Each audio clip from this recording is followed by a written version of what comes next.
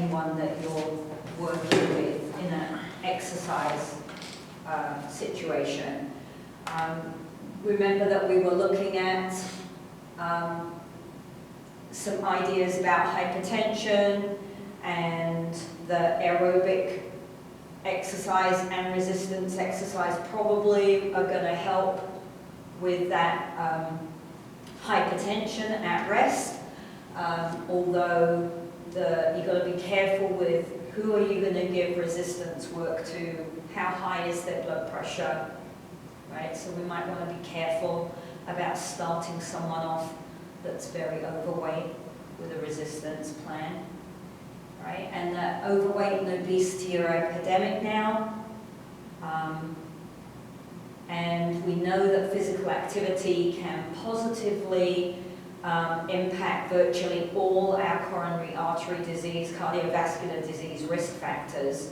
Obviously not the genetic ones, but all the lifestyle ones can be benefited from exercise. So we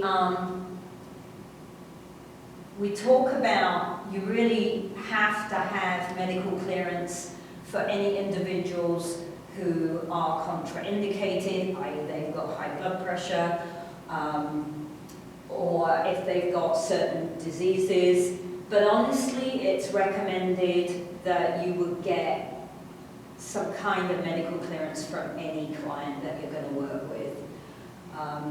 If you're going to work with children or teenagers, then you would have to get parental permission. Even if you're going to just write a program for a family member to help them out, it would be good advice to get that family member to go and get doctor's clearance to exercise first. Just because you don't want to be held responsible if something goes wrong. And if you look at, if I remember rightly, even if you have medical clearance from a doctor or a clinician or someone, if something happens to that individual, they probably could still sue you. Now, if you didn't have the medical clearance documents, they would probably win quite easily. If you've got the medical clearance documents, at least that shows good intent on your part to do the right thing, right? So it doesn't stop you from losing a suit if something happens, but it would at least go a long way in your favor, is how I understand it. Also, from a purely practical perspective, getting that medical clearance gives you a good baseline situation for this individual, right? Means that you can put together something that's really appropriate for the shape that they're in right at that time, gives you a starting point to look at progress across time. It'll help, hopefully, motivate the individual. So one of the hardest things that personal trainers or dietitians or anybody in kind of the health and wellness world has is attrition, right? How do I keep people coming back? How do I keep people adhering to the program I've set them, right? Or the diet I've set them, okay? So that adherence is a huge problem in our world. And so keeping that individual motivated, that's really almost the most important thing you could do as the trainer or the teacher or the coach, is motivating your athletes or your students or your clients to come back, right? And you never know, if you insist on medical clearance, and this is someone that doesn't typically go to the doctor, it's possible that checkup might lead to a diagnosis of something that could be caught early before it's life-threatening, right? So there's loads of really good reasons why you want to insist on that ahead of time, okay? And then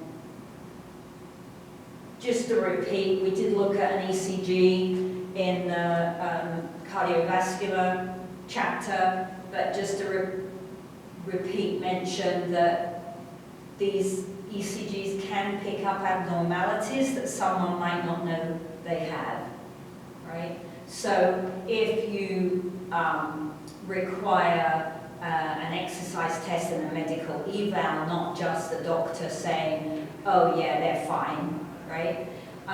Then it could pick up something and help someone out, you know, for the rest of their life. So, you know, we talked about the fact that the ST segment, if that's depressed, that can indicate there's some ischemia of the myocardium. The QRS complex will get taller and taller as the ventricles hypertrophy and contract more strongly. So you would expect that to get taller with training, but what if it's already kind of out of whack with the rest of the wave? Then that would indicate high blood pressure issues, probably, right? So yeah, lots of good reasons to go ahead with that, all right? Okay, so then we want to start looking at the actual prescription, which is this one.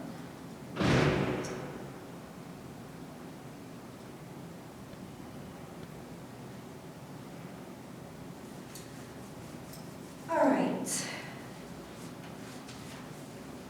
So, being sedentary and not taking regular physical activity of one sort or another doubles the risk of coronary artery disease. Coronary artery disease is the one where we're getting plaque buildup either to the point of complete blockage and heart attack or partial blockage and some damage the other side of the blockage, right?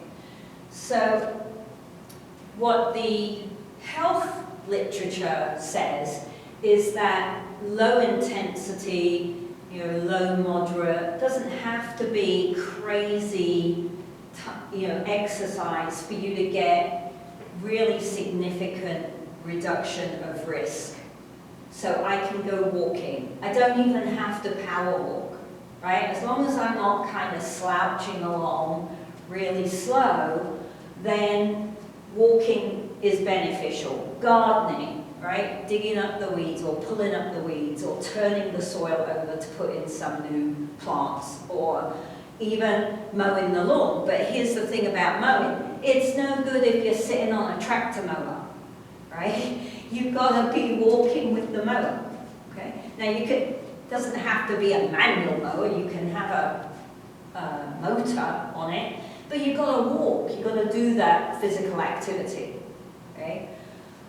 So to be healthy, we talked about this last week, to be healthy, I don't necessarily have to do this very high intensity, uncomfortable, you know, possibly painful type of exercise regime, right? I can do something a lot more low-key, and this was one of the ideas that I was trying to get across in your physical activity log, right? So at midterm, a lot of you got comments about the fact that this is great, but this can't be all the aerobic activity that you do. This is your aerobic exercise that you did for the week, right? You're meant to be logging all your aerobic work, because I want you to think outside the box. What else do I do in my life that could be benefiting me health-wise?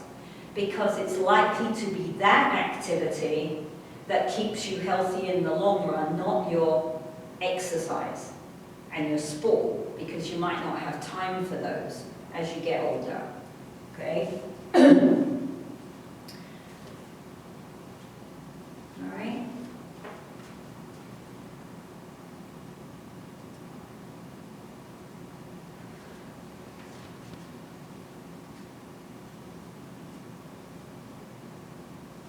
So I was trying to find some updated statistics on the CDC this morning, but I ran out of time and I hadn't located anything. So These are a few years old. I doubt that the numbers are improved. I suspect the numbers are worse, but they may not be. They may be flatlined, all right? So I think of these numbers as a minimum problem. It's likely to be worse than this, okay?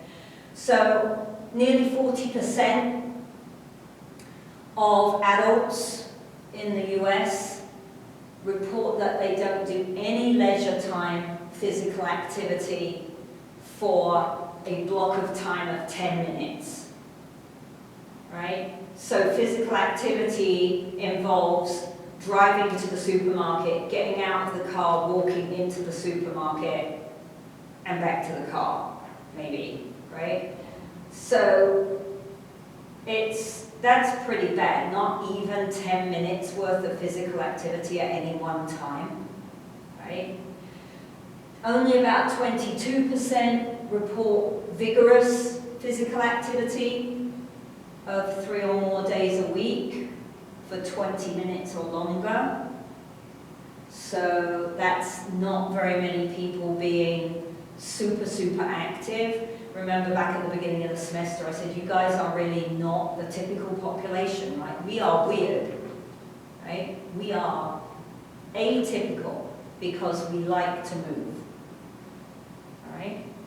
And about 20% report doing any resistance, strength type work, okay?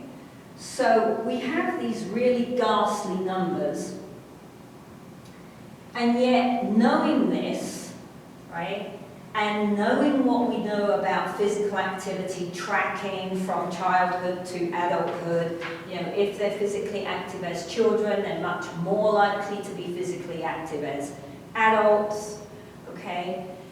What we find when we look in New Mexico is that although physical education is mandated,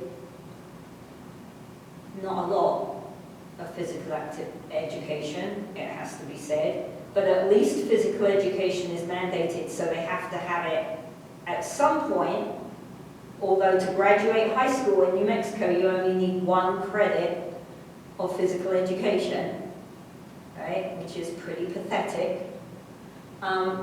So even though we've got that with PE, recess isn't required,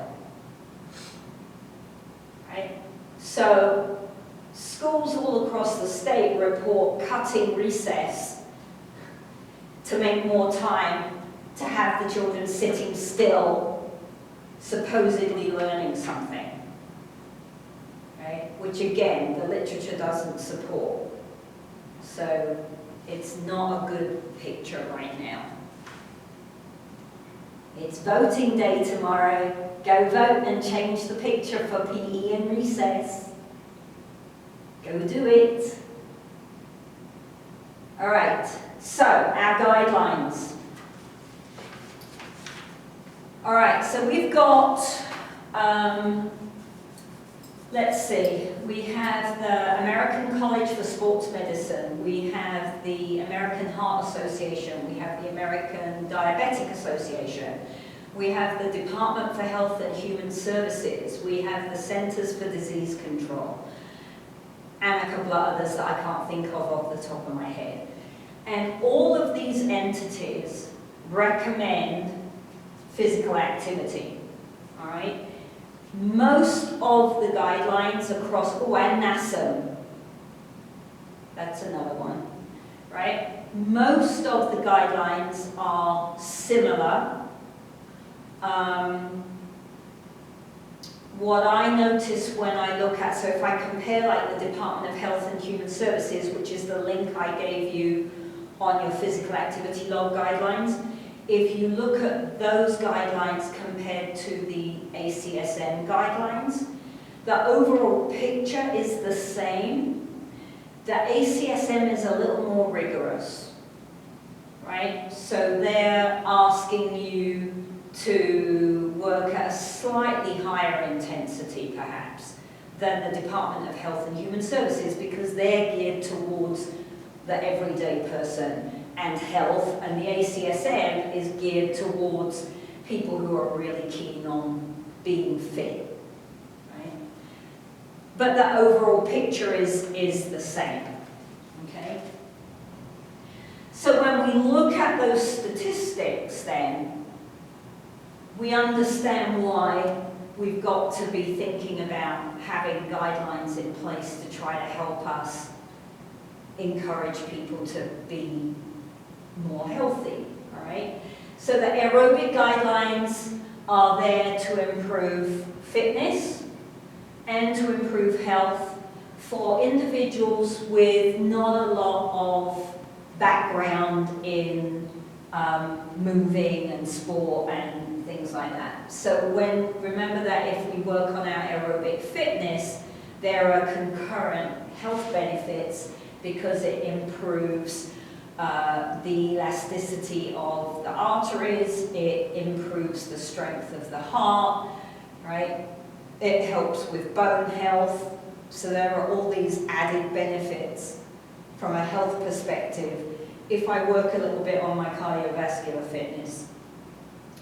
So when we look at the health promotion guidelines, then what they're saying is they want us to move aerobically, right? So we're going to categorize this as aerobic, resistance, flexibility, neuromotor, right? So when we're looking at the aerobic guidelines, they want us to do moderate intensity exercise 5 days a week for 30 minutes in a single session, or spread over multiple 10-minute sessions. So 10 minutes is the minimum time for any health benefit. And if you think back to those statistics, we've got 40% of the people saying they never move for 10 minutes at one time.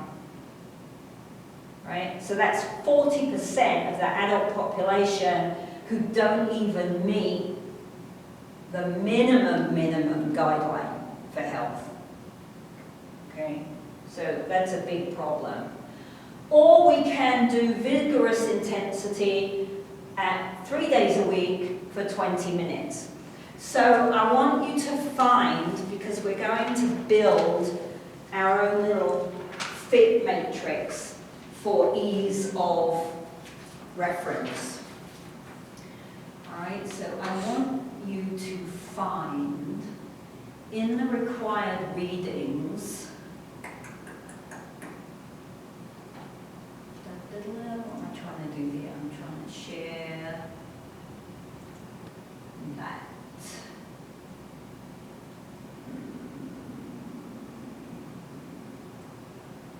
No. Where is it?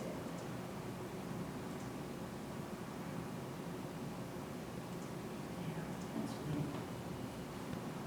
Is that coming up? Okay, good. All right. So in the required readings is this document. And it's the ACSM guidelines, and then there's an extra page because the first time I scanned it in I forgot a page. And you want to go through this article in kind of conjunction as you're reading the chapter. But at the end, what I really like is they have this overview.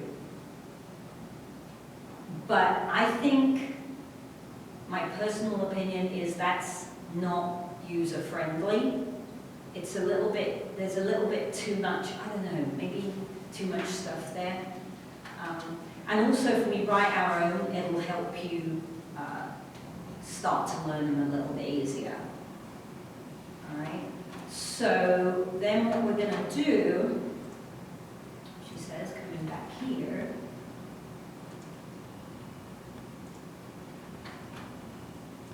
is you're going to make yourself a matrix. Right? So we want 1, 2, 3, 4, 5 columns this way.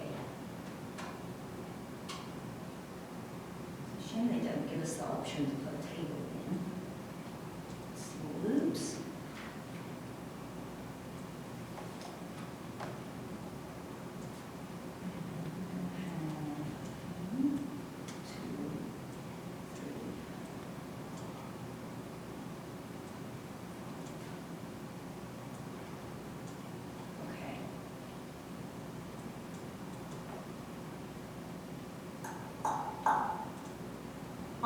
No, it wasn't meant to do that.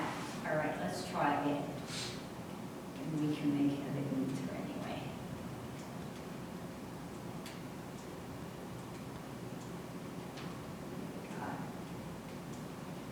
All right.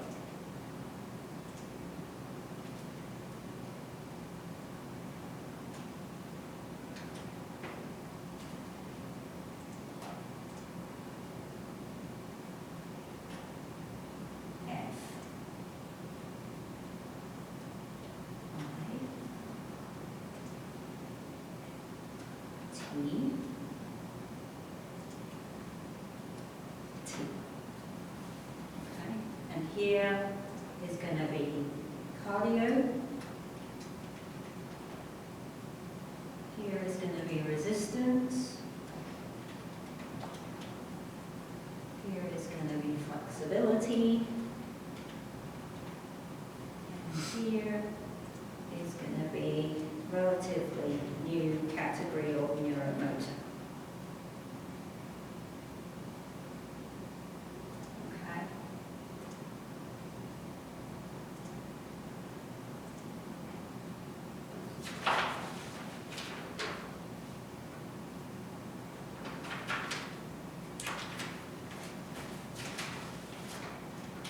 Does that make sense, Chris? Oh, he's reconnecting. Better leave it up there.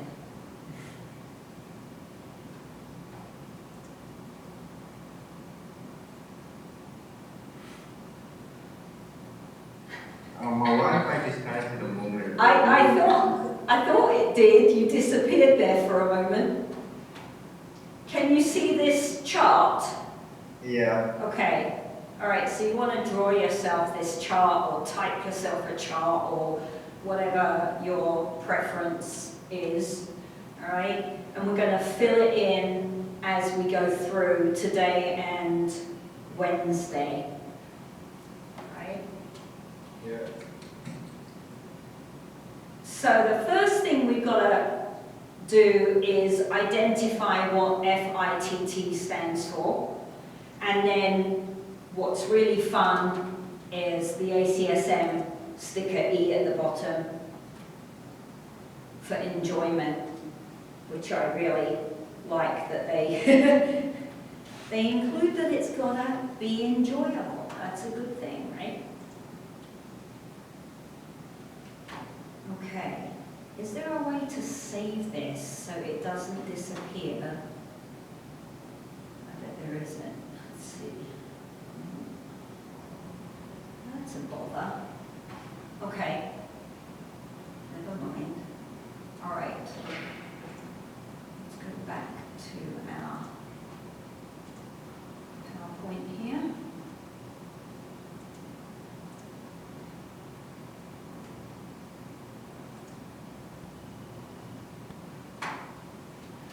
So F stands for frequency, which you may know if you've covered. Have you covered this information in structural kinese, perhaps?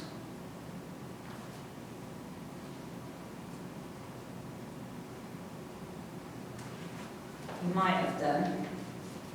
Right, so the F stands for frequency, or how many times a week are we going to do this physical activity, right? The I stands for intensity, which is crucial. We have to get the intensity right to meet the goal, okay? The first T stands for time or duration. Some resources call that duration. And the second T stands for type. What type of activities are we going to do to meet that column? Okay. So then when we're looking at frequency,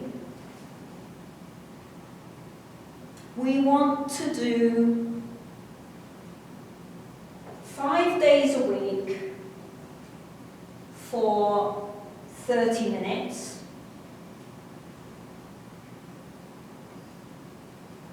Okay, one single session, or it can be multiple 10-minute sessions, but no shorter than 10 minutes, right? So you need to bear that in mind when you're setting the intensity for this individual, because to walk for 10 minutes, they may need to walk very slowly, right? Or we're going to do 3 days a week for 20 minutes, a lot harder. So our frequency duration then is going to be 3 to 5 days a week for our cardio column. Right? So in column number 1, under frequency, you would have 3 to 5 days per week.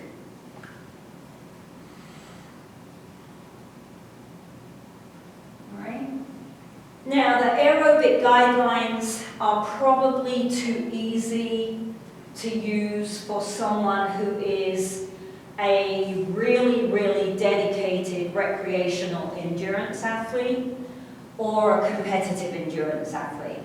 But for someone like me, who works out 4 or 5 times a week, I do something. I try to do something more than 5 times a week, but that doesn't always pan out, right? But I'm not consistent with my aerobic work. Like, I'll do yoga for 3 days and then I'll go for a walk, right? So I wouldn't say that the guidelines aren't appropriate for me. If you've got someone who's like doing the 5K snowshoe race every year, that they can, they could go do 3 or 4 races a year, and then they start mountain biking and they mountain bike, then this might be too easy, right? However, if you've got a competitive athlete who is a strength or power athlete, then these guidelines may be appropriate for them, particularly if they're trying to lose some body fat. Okay? So I'm going to skip there to here and come back to duration. So frequency then, minimum of 3 days a week.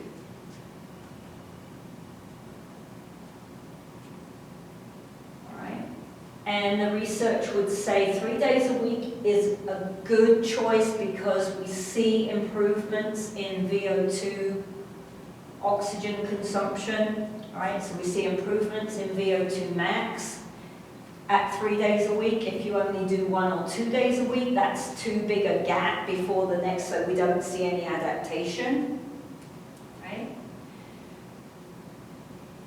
You can increase that frequency up to our 5 days a week, and we still see improvement in aerobic capability. The research would say more than 5 days a week is not beneficial because we get a plateauing effect with VO2, and so you don't see any additional fitness benefits at 6 or 7 days a week. You're much more likely to get injured because you're overtraining and you're not taking enough rest days. So 5 days is really the maximum. There are other things you can do on the other 2 days. I'm not saying that you don't exercise or be physically active 7 days a week, but you don't want to be doing aerobic work 7 days a week or 6 days a week. That's too much, right? Our bottom T, so we've got our F, we'll come back to iron, the first T. The bottom T is type. So any kind of activity where I'm using big muscle groups, right? And it's repetitive and rhythmical. So I'm doing the same kind of movement over and over. So walking to jogging to running, cycling or an elliptical machine or rowing or swimming or aerobic dance, You know, that doesn't necessarily mean go into an aerobics class. You can put the music on in the house while you're doing the vacuuming, and you can vacuum the whole house in half an hour, 40 minutes, dance your head off. That's pretty aerobic, right? So anything that is going to be large muscle groups, continual movement, repetitive type movement. All right?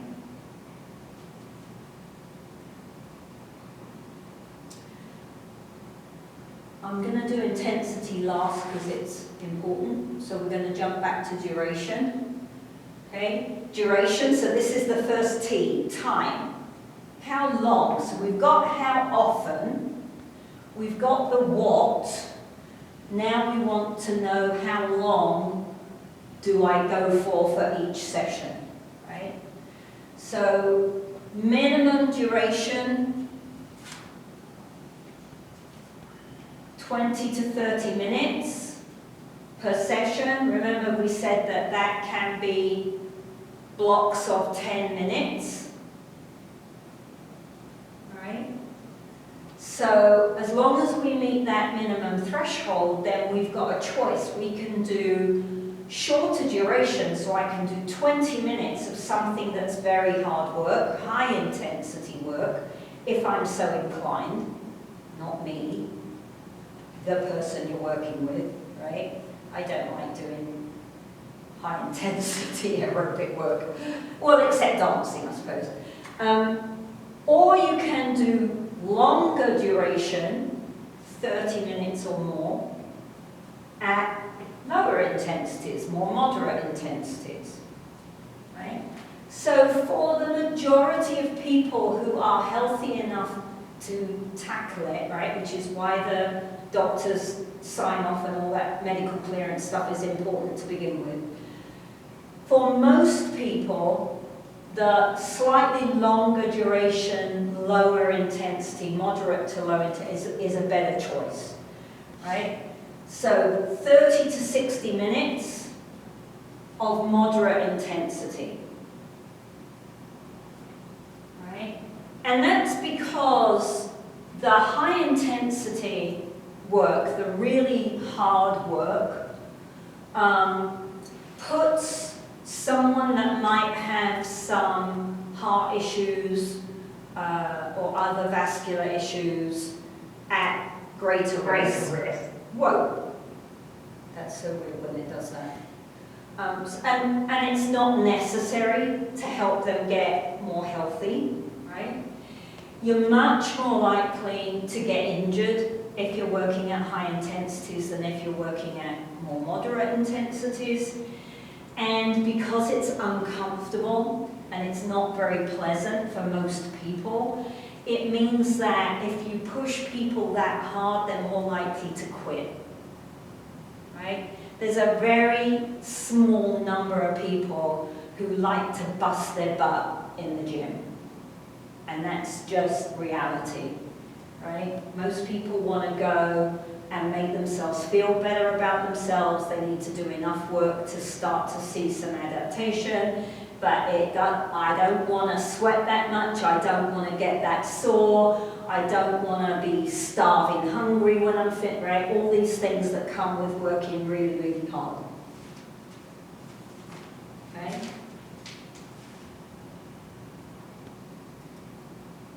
Oh, sorry, let me just go back there. So our time section of this column, so our frequency is 3 to 5 days. Our type is large muscle movements with repetitive action, right? Our time then is from 20 to 60 minutes. They really don't recommend more than 60 minutes for the majority of people of aerobics at one time. Okay, you don't see a lot more benefit unless you're an endurance athlete, but then you probably wouldn't use these guidelines for that individual anyway. All right? Okay, so our last little box then on our matrix for our cardio is our intensity. All right, now this information, I'm going to look at the first slide a bit and then probably skip through most of the others because this is the information that we did at the beginning of the semester in lab. Okay, and that lecture is recorded, so you can go back and have a look at that. Okay, if you need to. All right, if you don't remember what we were saying. So intensity then, to go back one more. There we go.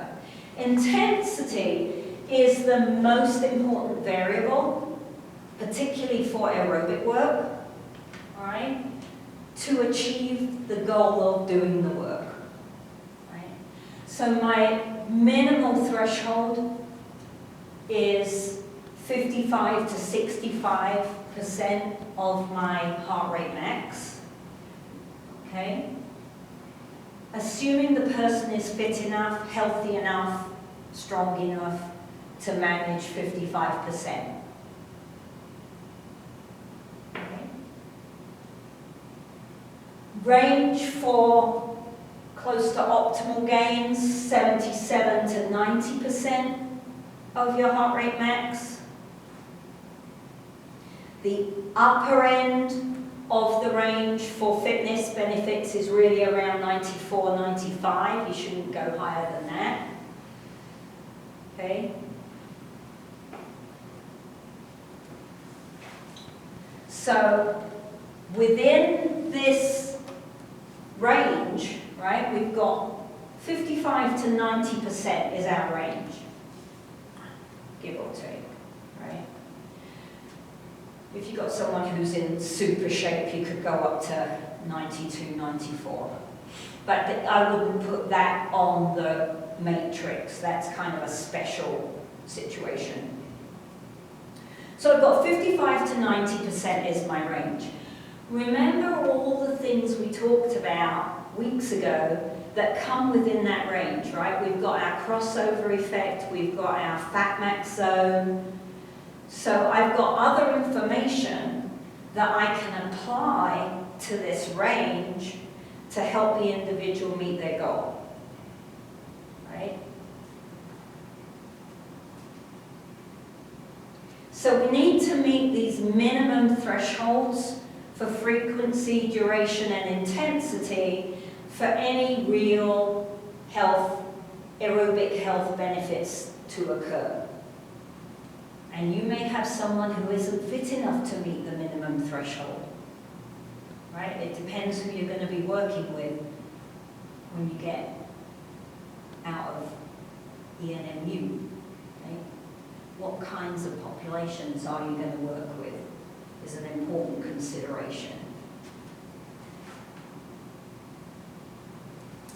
All right, let me make sure I've got 30 to 60, 20 to 60, moderate, vigorous. Okay, we've covered all that.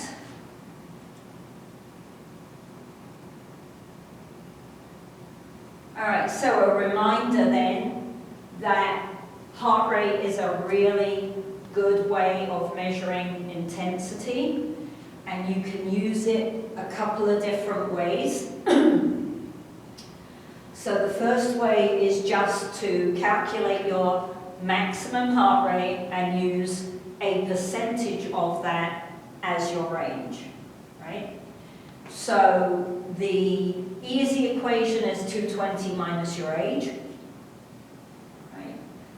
If you have a calculator or pen and paper, then 207 minus 0.7 times your age, it's more accurate. There's also a 208 one out there. If you Google it, there are a couple of different versions of that second equation that are available, and they're a little more accurate. Remember, it's still a guesstimate, right? So you're still guessing what someone's max heart rate is. That means that if you think this is the number and then you set the workload and you're not getting the response that you expected at that workload, then the estimate of the heart rate max may be off. a little bit, right? Also then remember that we have a linear relationship between heart rate and VO2. Okay, so my oxygen consumption and my heart rate have this linear relationship.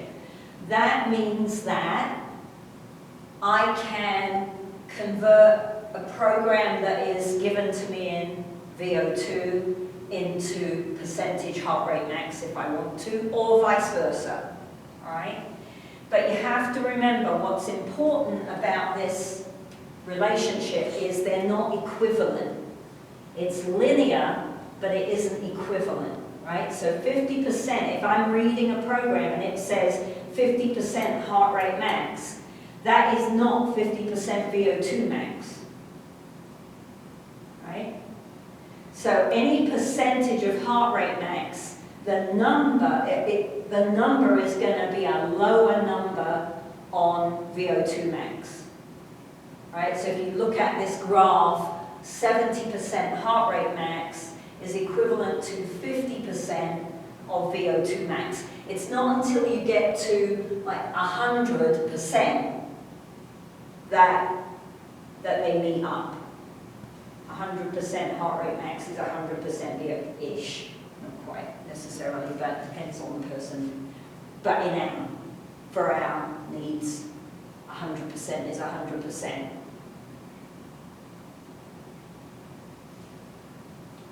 All right? So the other way you can use heart rate, if you prefer the concept of VO2 max, is to use that heart rate reserve method that's called the Carbonen method, and you can use your heart rate to estimate heart rate reserve, which is about equivalent to the percentage of peak oxygen of VO2 max. Right? So I can use my heart rate and just do percentage heart rate max, or I can use my heart rate, convert it to heart rate reserve, and then I've got a percentage VO2 max. Whichever I prefer. Me, I'm sticking with the easy equation. All right? Then remember we have the Borg scale. It's not a physiological measure of intensity. It is an opinion-based measure of. Now, the research says that if I am a well-experienced exerciser, that Borg scale can be used quite effectively. But you can't use it with a beginner, right? They don't have enough experience to judge how hard they're working, all right? And even as an athlete, again, means you've got to be really honest about how you feel about how hard you're working, right? I still don't get why would you just not use your heart rate? It does not lie, right? It's easy to measure, and it tells you exactly what's going on. So, but there's a Borg scale. Remember, we also covered the idea of METs. And then we have a comparison here. So if I want to work at a moderate level, so remember the guidelines say I want to work at moderate, light moderate to vigorous, right? So I've got my 55 is towards the end of the light range. So that gives me the ability to start someone off not too hard, right?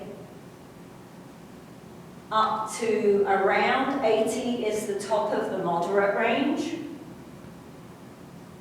And then I've got my 80 to 90 is my vigorous range. Percentage heart rate max. Right? Now, there is another intensity-ish measure that's called the talk test. The talk test says that As long as I can hold a conversation with my friend, I'm not working too hard. Okay? So, that's all right if I'm a motivated person, but it also means I can walk at this rate and hold a conversation with my friend, right? So, it might be a good tool for a beginner. It's not a physiological measure.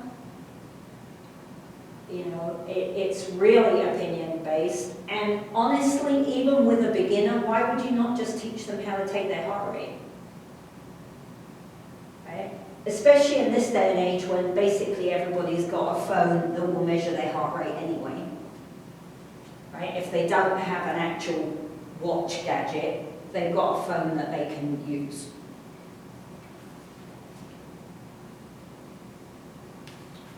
Okay? So, where are we? Time to finish. All right, so on Wednesday we will start at how do we progress. All right, once I've given someone a program, then what? I can't just leave that program with them. Okay? We have to keep stressing the system if we want to keep seeing improvement. So, what's next?